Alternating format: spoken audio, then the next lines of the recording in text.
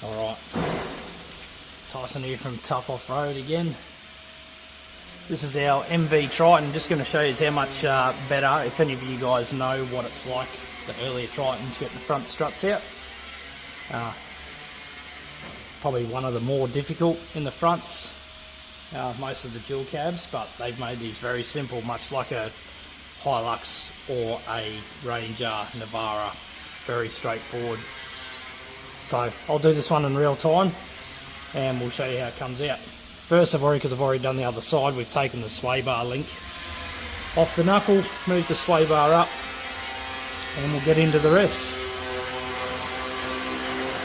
Just going to loosen these top ones off.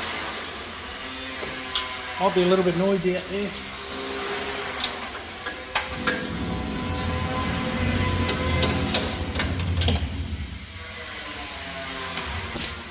Take that back one off completely while it's easy to get to.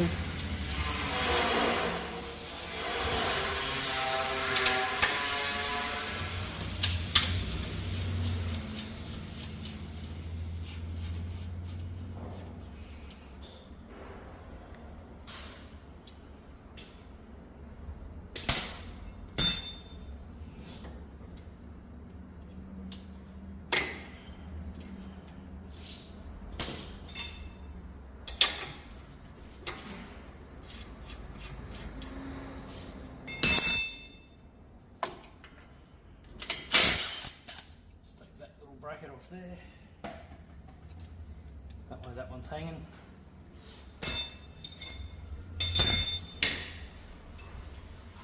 Some people might criticise about this method of getting the top arm off, but it doesn't really hurt them unless you're flogging the absolute bejeebers out of them.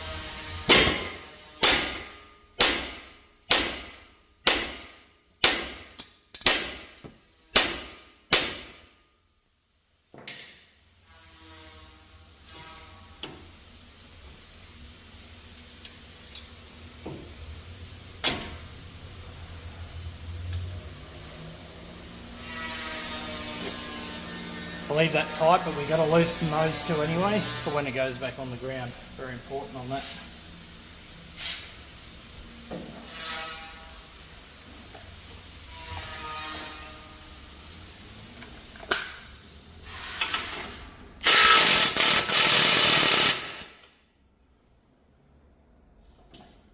Is that one?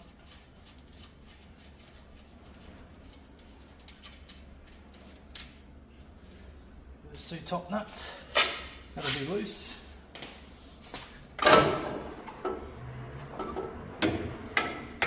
And that's it, straight out. So essentially, I'll leave that tight so it stays out of the way and doesn't keep falling down till after. Sway bar link off both sides so you can roll it back. A couple little brackets here. Be careful not to let that sort of really pull out this way because you might pop the CV. 3 on the top and done. And same to put it back in, reverse method to go back in, and yeah, easy as.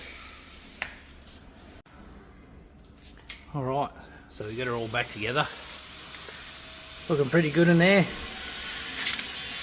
As I said before, now that it's all back together, we've got everything tight, sway bars all back in. We have loosened these two top bolts on the control arm just a little bit to allow the bush to roll, so when it sits at whatever height it's going to be, you tighten them up there. Same with the bottom strut bolt. Leave that just a tad loose until it's all on the ground, and then tighten everything up when it's on the ground so it's at right height. That way you don't tear your bushes to pieces. Cheers.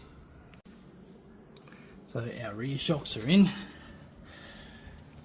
Now, as far as 2-inch goes, obviously we've checked all of our ABS cables and everything. The only one was, if I can reach in here, this cable here was a little bit taut. What we did is, all I done was just bent the bracket down just slightly, just to give it a little bit of room there. Breather's good, and also over the back there, brake line brackets, I just bent one of those down just a tad, just to give it that little bit more But otherwise, 2-inch rear shocks, no extra updating. She should ride pretty good.